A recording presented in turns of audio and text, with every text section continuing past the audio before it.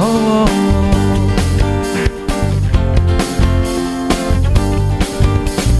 apa yang telah terjadi padaku hari ini karena pilihanku di masa lalu. Apa yang akan terjadi pada masa depan ditentukan oleh pilihanku hari ini. Apa yang telah terjadi padaku hari ini karena pilihanku di masa lalu. Apa yang akan terjadi pada masa depanku ditentukan oleh pilihanku hari ini.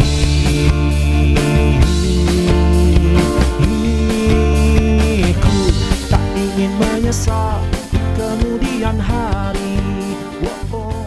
Shalom semuanya, apa kabar? Saya harap semuanya kabarnya baik. Walaupun keadaan kita sekarang mungkin belum yang terbaik, tapi kita harus ingat bahwa walaupun dalam badai seperti ini kami masih akan dilindungi dan disertai oleh Tuhan. Jadi saya ajak kalian semua untuk menaikkan pujian still dan menyanyi dengan seluruh hati kami.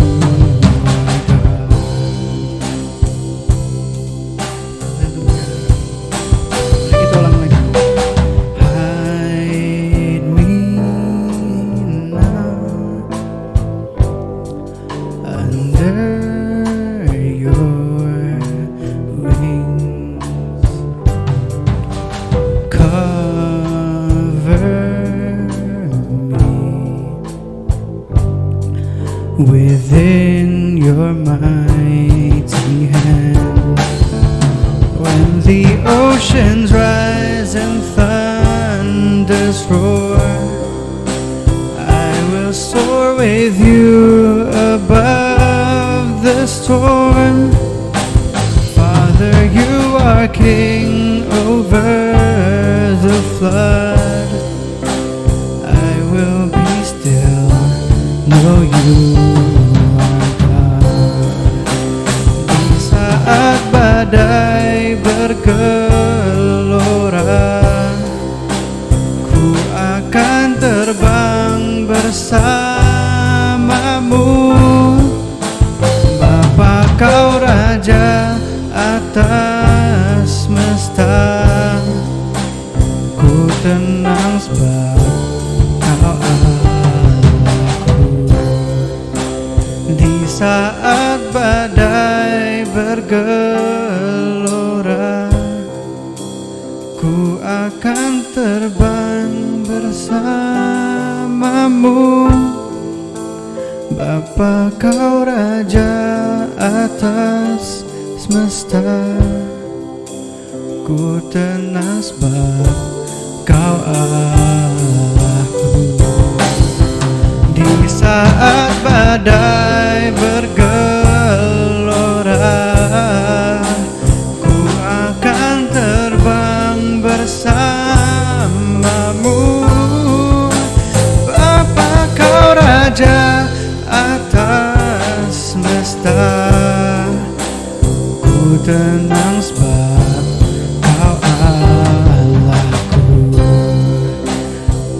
tenang sebab Kau Allahku.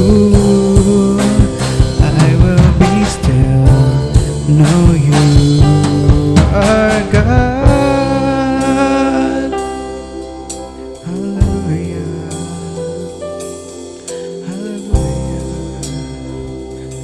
Aku memuji namamu Tuhan. Naungi kami, lindungi kami. Haleluya, Kau sungguh baik bagi kami. Terima kasih Tuhan.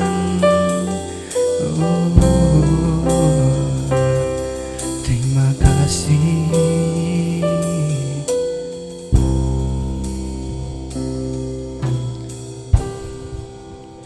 Tuhan, terima kasih Engkau sudah membawa kami bersama untuk memuji nama-Mu.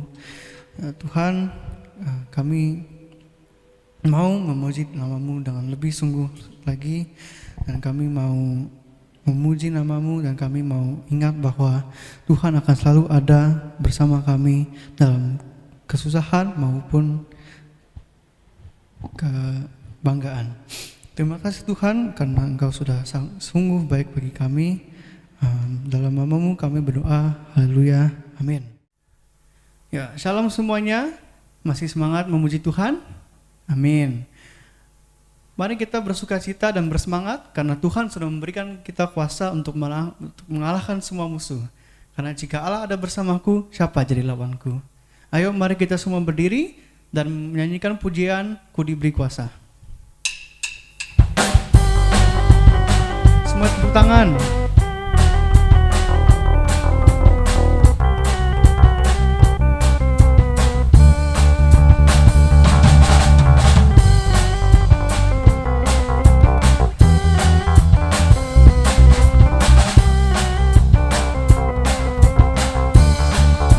Kuasa, Ku diberi kuasa, Raja mulia, menaklukkan musuh di bawah kaki.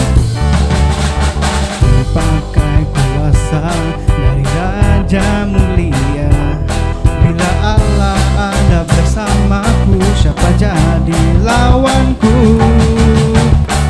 Sungguh besar Kau Tuhanku, Engkau perisai hidupku.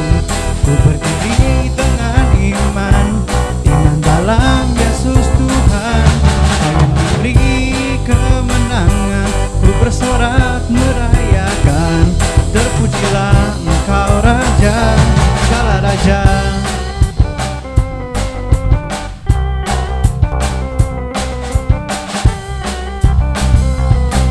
Ku diberi kuasa,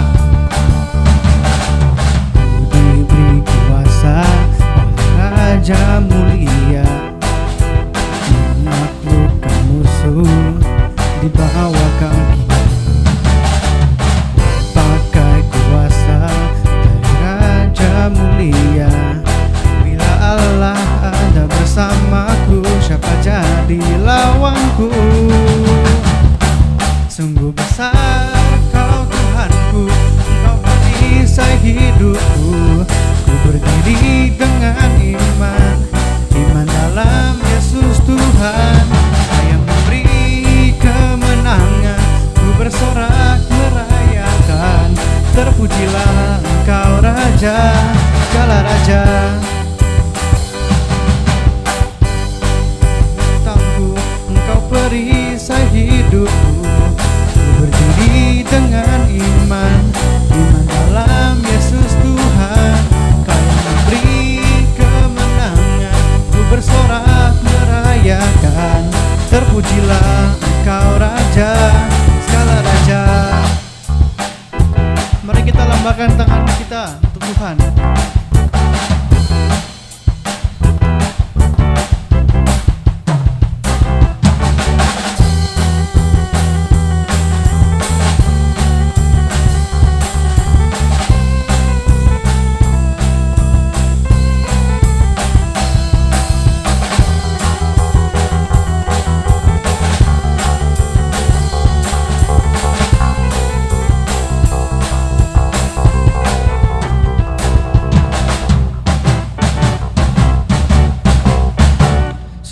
besar Kau Tuhanku, Engkau perisai hidupku. Ku berdiri dengan iman, iman dalam Yesus Tuhan. Kau yang memberi kemenangan, ku bersorak merayakan. Terpujilah Engkau Raja, segala raja. Sungguh besar Kau Tuhanku, Engkau perisai hidupku. Ku berdiri dengan iman, iman dalam Yesus Tuhan. Kau yang memberi kemenangan, ku bersorak merayakan. Terpujilah Engkau Raja, segala raja. Terpujilah Engkau Raja, segala raja. Terpujilah Engkau Raja, segala raja.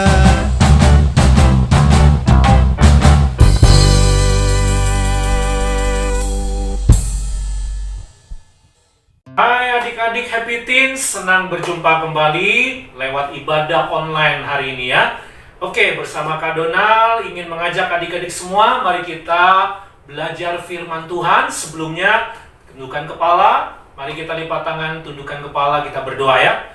Terima kasih Tuhan Yesus, kami bersyukur masih bisa beribadah. Sekalipun saat ini kami mengadakan ibadah secara online, kami percaya Tuhan, kuasa-Mu, kasih-Mu, pertolongan-Mu, hadir-Mu tetap nyata dalam kehidupan kami. Dan lewat ibadah online ini, kiranya kami tetap bisa menghormati hadirat-Mu. Kami tetap bisa menunjukkan cara ibadah yang berkenan di hadapan Tuhan. Sekalipun tidak dilihat oleh manusia, tapi kami percaya Tuhan, Engkau yang melihat setiap kehidupan kami. Mampukan kami, tolong kami, supaya kami bisa punya rasa segan, punya rasa hormat kepada-Mu ya Tuhan yang tak terlihat lewat ibadah ini. Ya Roh Kudus, bantu kami, supaya kami bisa mengerti dan memahami apa yang menjadi kebenaran firman-Mu hari ini, dan kami juga bisa menjalankannya dalam kehidupan kami. Kami siap untuk belajar firman-Mu, dalam nama Tuhan Yesus kami berdoa, haleluya, amin. Oke, adik-adik, sekarang Kak Donald ajak kita sama-sama membuka 1 Raja-Raja pasal yang ketiga. 1 Raja-Raja pasal yang ketiga ayat yang ke-16 sampai dengan 28. 1 Raja-Raja pasal yang ketiga ayat 16 sampai yang ke-28. Itu adalah perikop bacaan kita. Kak Donald kasih waktu untuk adik-adik semua. Coba baca dulu ayat ini ya. Oke. Baca dulu ayatnya. Ya, nah nanti kalaupun adik-adik sambil mendengarkan Kak Donald, bolehlah sekali-kali bisa sambil membaca ya, sambil menyimak. Ya, adik-adik, di dalam cerita ini ini adalah sebuah kasus ya, kasus yang Raja Salomo hadapi. Kasusnya ini bisa dibilang kasus yang sangat berat. Kenapa berat? Karena pada saat itu terjadi sebuah perselisihan, perebutan hak milik. Nah, hak milik apa nih adik-adik? Lewat bacaan tadi, hak milik apa? Oke. Nah, adik-adik, di sana kalian akan dapati ada sebuah perebutan di sana. Perebutan untuk memiliki anak yang sah. Siapakah anak yang sah atau ibu kandung yang sah? Nah, ketika mereka terjadi perselisihan itu, nah mereka nggak punya solusi. Mereka bingung bagaimana menyelesaikan masalah ini. Ya, nah adik-adik yang dikasih Tuhan, yang menjadi persoalan lagi adalah bukan masalah perselisihannya saja, namun ternyata yang berselisih ini dua-duanya orang berdosa. Dua-duanya bukan orang baik-baik. Ya, dua wanita ini, dua-duanya adalah punya tingkah laku yang sama. Kelakuannya sama. Apa samanya adik-adik? Lewat bacaan tadi apa samanya? Oke. Nah, adik-adik persamaannya adalah apa? Mereka sama-sama perempuan sundal. Adik-adik tahu apa artinya perempuan sundal? Wah, itu kata-kata yang tidak pantas sebetulnya ya. Itu artinya seorang pelacur, ya. Wanita yang menjual dirinya untuk orang lain. Nah, dua-duanya punya kelakuan yang tidak baik, adik-adik. Itu masalah lagi. Kemudian yang menariknya lagi lewat cerita ini, mereka tinggal satu rumah. Kacau ya adik-adik ya. Nah ini menarik ini adik-adik ya. Kasus ini sangat-sangat menyulitkan Raja Salomo. Kenapa? Ya karena Salomo harus memutuskan siapa anak kandung yang sebenarnya. Nah, supaya adik-adik bisa lebih jelas, baca lagi adik-adik ya. Kak Donald hanya ingin mempertegas dan juga ingin menjelaskan apa yang terjadi di dalam 1 Raja-Raja pasal 3 ini. Adik-adik yang dikasih Tuhan, mereka mempertanyakan ya, siapakah ibu yang sah dari anak bayi ini?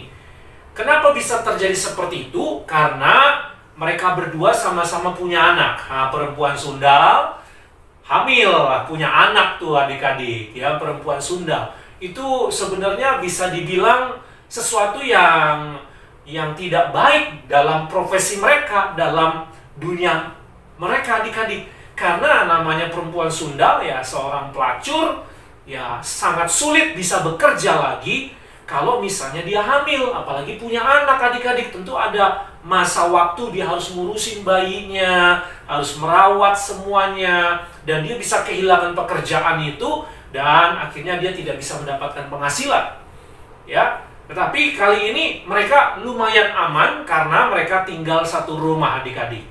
Oke, bisa juga logikanya mungkin ada pria yang mengasuh mereka, ada pria yang memakai mereka. Bisa juga mereka berdua ya mungkin ya tinggal bersama-sama dengan patungan, atau mungkin mereka kongsian begitu adik-adik. Bisa banyak kemungkinan. Tetapi intinya adalah mereka bisa satu rumah adik-adik. Sama-sama buat dosa. Ya, sama-sama mereka melakukan hal yang tidak baik, tapi mereka bisa tinggal satu rumah. Tetapi ada persoalan adik-adik. Tadinya mereka akur-akur aja. Tadinya mereka nggak ada masalah.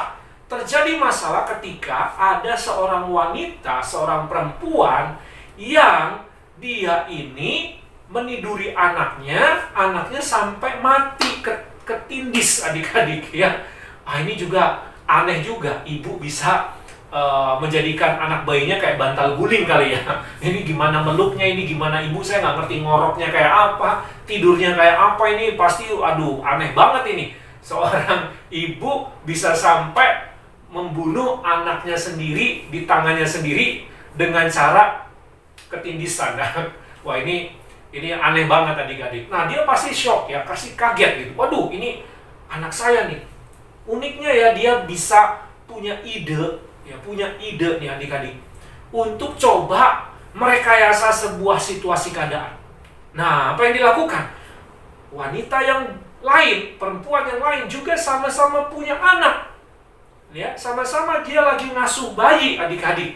Apa yang terjadi kemudian adik-adik? Wanita yang satu ini, yang anaknya sudah meninggal ini, dia tiba-tiba punya ide jahat adik-adik. Apa idenya? Dia bawa anak bayi ini kepada temannya, perempuan yang lain yang juga punya anak bayi, lagi tidur. Nah biasanya udah kalau tidur adik-adik, wah siapa di sini kalau tidur itu ada gempa yang terjadi pun adik-adik nggak tahu. Siapa di sini tidur kepluk namanya ya, tidur kepluk. Itu artinya apa? Apapun yang terjadi sekitar kita nggak akan tahu. Ya, bahkan gedor-gedor kayak alarm mau 10 kayak tetap aja nggak bangun. Siapa yang seperti itu? Ayo anak-anak teens. Ada yang kayak gitu? Ya, mesti tunggu ditabok dulu sama mami, ditabok dulu sama papi, baru bangun. Itu pun kadang-kadang masih gitu ya. Bener nggak adik-adik? Udah ada alarm bunyi, tetap aja masih aja nggak bangun-bangun.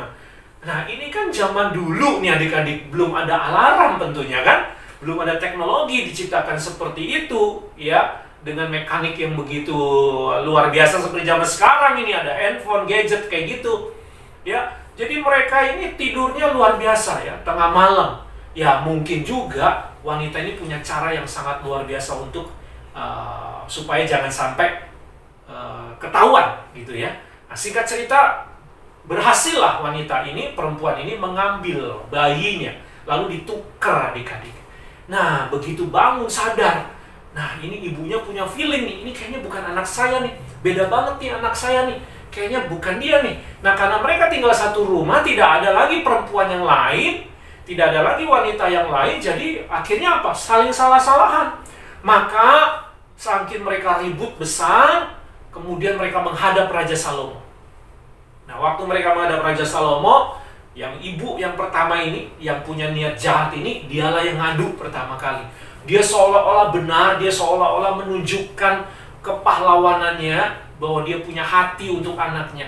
Dan dia menuduh perempuan yang satunya inilah yang mengambil anaknya itu. Nah, sementara ibunya itu, dia tidak terima. Bukan saya, karena saya nggak salah. Nah, adik-adik lihat ini ya. Kita belajar apa dari peristiwa ini adik-adik? Orang yang berdosa sekalipun, orang yang jahat sekalipun, orang yang perbuatannya tidak baik sekalipun, masih bisa punya hati nurani. Ya, masih punya hati nurani adik-adik. Ini tingkah lakunya, perbuatannya udah buruk banget. Nah, sekarang kakak tanya sama adik-adik, apakah adik-adik punya kelakuan yang buruk? Apakah adik-adik punya dosa yang menjadi aib dalam keluarga sehingga itu mempermalukan keluarga kalian? Kakak rasa tidak nih ya. Kakak pikir tidak nih anak-anak teens. Kelihatannya kalian anak baik-baik saja nih. Iya kan? Ya nakal-nakalnya ya, tapi kalian nggak melakukan kenakalan-kenakalan yang membuat amoral, tindakan kriminal. Tidak kan adik-adik? Tapi pertanyaan Kak Donald adalah, hati nuraninya tetap terjaga tidak? Terjaga tidak adik-adik? Nah, ini penting ini adik-adik. Ini orang berdosa, tetapi dia masih punya hati. Dia tidak tega. Dia punya rasa kasihan adik-adik. Nah, Kak Donald mau kasih tahu sama adik-adik di sini. Kalau wanita yang berdosa ini saja punya hati seperti itu, padahal dia dulu bikin dosa, ya, tapi dia masih punya hati seperti itu. Semestinya kita anak-anak Tuhan, kita orang Kristen, kalian anak remaja yang hidup di dalam bimbingan orang tua yang baik, di dalam sekolah yang baik, di dalam lingkungan gereja yang baik, semestinya hati nuraninya lebih kenceng adik-adik. Lebih kenceng, bukan lebih lemes. Apalagi mati hati nuraninya. Sehingga kalian tidak punya rasa kasihan, tidak punya rasa apa? Tidak punya rasa untuk punya kepedulian. Nah, itu bahaya tuh adik-adik. Oke? Nah, ini pelajaran buat kita adik-adik. Oke, kita lanjutkan adik-adik. Kemudian mereka terjadi perdebatan.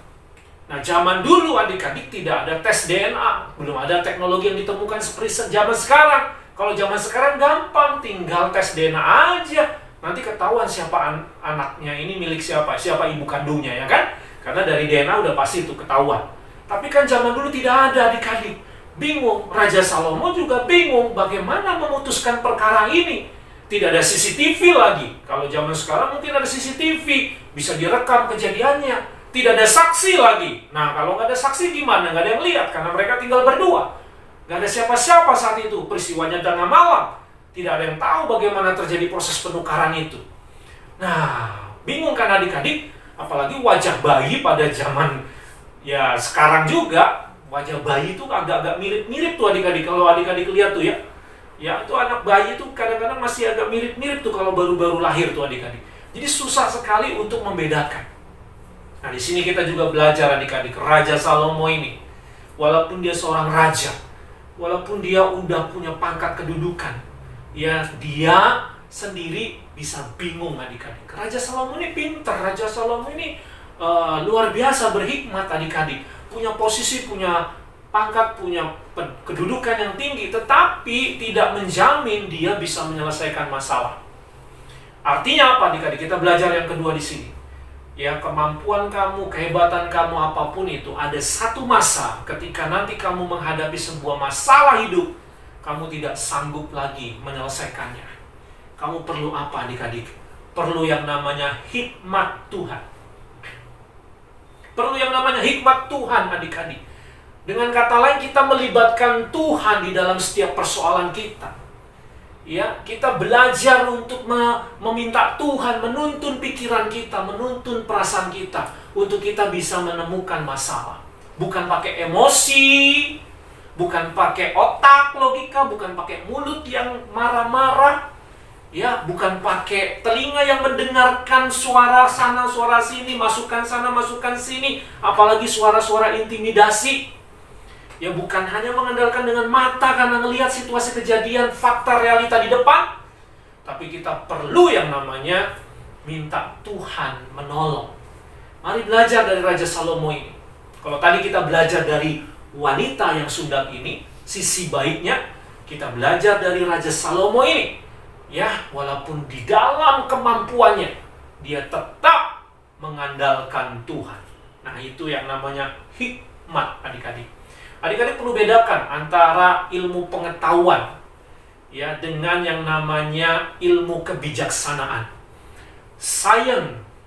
Scientist dengan, kalau dalam bahasa Latinnya itu disebut sapiensia. Sapiensia itu kebijaksanaan. Scientia dengan sapientia itu dua hal yang berbeda. Nah, kita bukan hanya perlu yang namanya ilmu pengetahuan atau scientist seperti yang adik-adik sudah miliki dari TK, SD, SMP, yang mungkin sekarang sudah ada SMA, ada yang sudah kuliah. Itu adalah ilmu scientist, ilmu pengetahuan. Ya, kalian untuk mendapatkan ilmu pengetahuan itu harus belajar bertahun-tahun, bukan? Ya nggak? Dari TK, SD, SMP, SMA, bahkan kuliah. Bertahun-tahun, berpuluh-puluh tahun. Pertanyaan Kak Donald, kalau untuk ilmu sapiensianya, agar adik-adik bisa berbijaksana, agar adik-adik bisa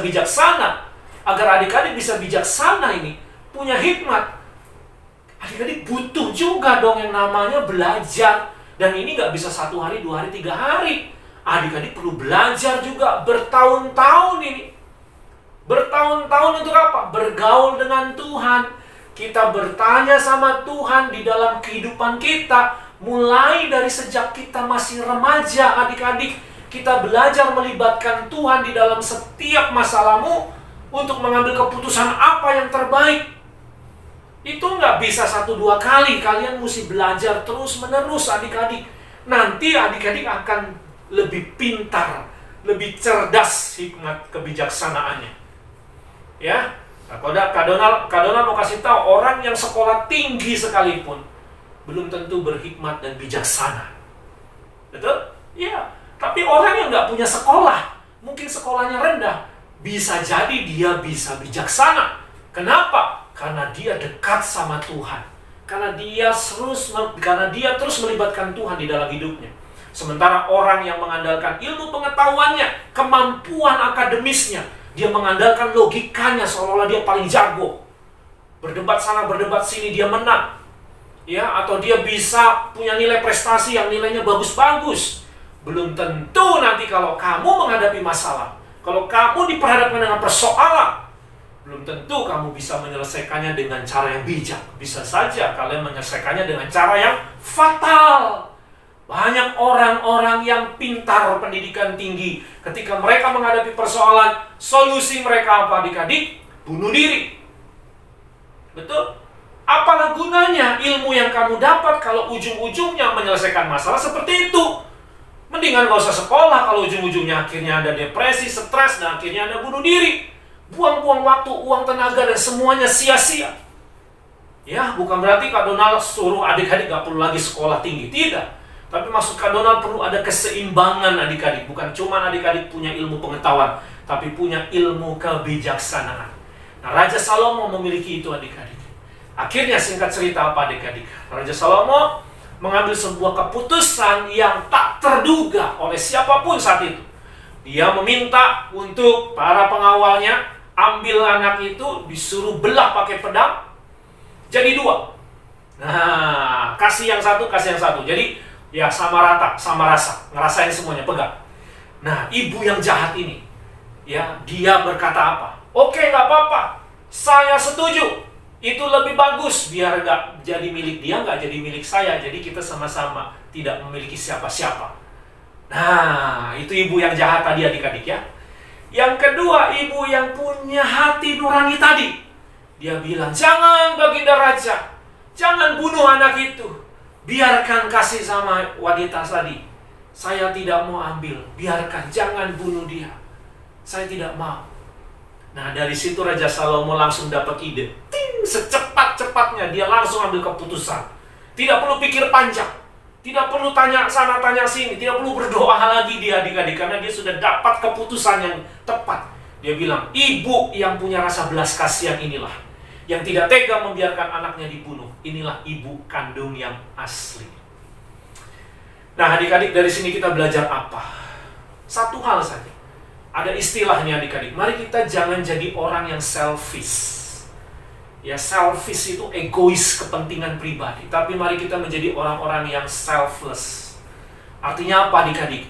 Kita punya rasa menolong, peduli kepada orang lain dengan tulus tanpa mengharapkan pamrih. Kita punya kepedulian kepada orang. Ini perempuan sundal ini dicatat dalam Alkitab supaya kita belajar adik-adik. Walaupun orang yang berdosa ya masih punya hati nurani. Anda dan saya ini memang diciptakan Tuhan punya hati nurani. Dan ini harus kita jaga adik-adik. Apalagi kita sebagai orang Kristen, gereja Tuhan. Kak Donald bingung. Kadang-kadang kita bisa kita bisa punya rasa kepedulian terhadap teman, terhadap orang lain gitu. Tapi bagaimana dengan pekerjaan Tuhan? Bagaimana dengan gereja Tuhan? Bagaimana dengan teman-teman saudara seiman? Bagaimana dengan anak-anak teens? Apakah kita bisa saling tolong-menolong, bahu-membahu? Atau kita yang urusan yang ketemu di gereja aja, habis itu bye-bye? Adik-adik, mari kita belajar. Kita orang gereja, orang Kristen. Apakah hati nurani itu tetap ada dalam diri kita? Punya rasa kepedulian, punya rasa kasihan. Apakah adik-adik punya rasa peduli, rasa kasihan terhadap jiwa-jiwa segenerasimu, seangkatanmu, teman-temanmu, di mana mereka yang hidup dalam dosa adik-adik? Apakah karakter kita seperti perempuan sundal yang jahat ini? Biarin aja, mau mati kek, mau apa kek, urusan dia. Saya juga nggak mau ngurusin dia, dia juga nggak usah urusan saya. Peduli amat. Ini hati-hati adik-adik. Oke, mari kita punya hati yang baik seperti yang dimiliki oleh perempuan sundal ini.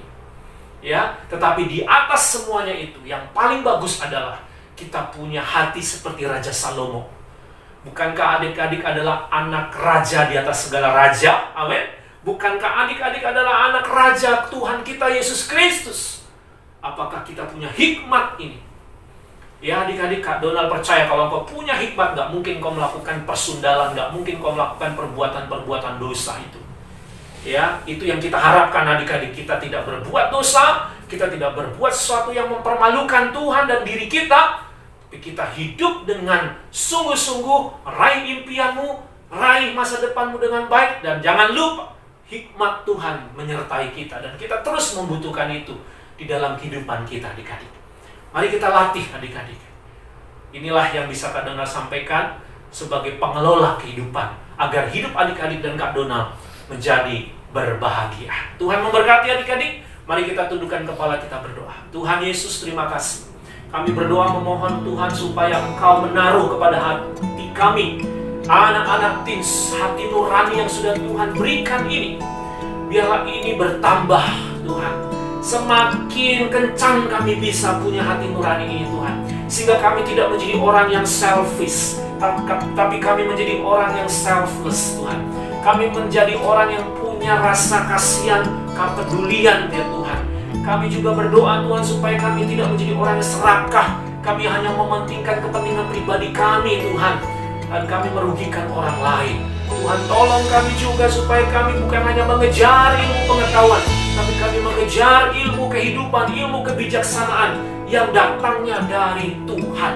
Tuhan tolong bantu adik-adik ini Bapak, supaya mereka menjadi anak-anak teens, sesama anggota teens. Mereka juga bisa saling peduli satu dengan yang lain.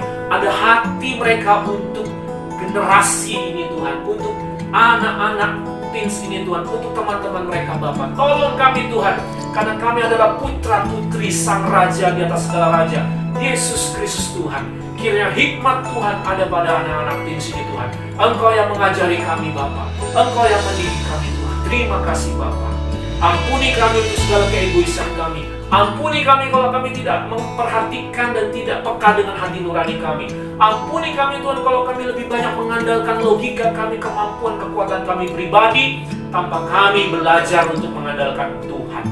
Tuhan terima kasih. Ini doa kami.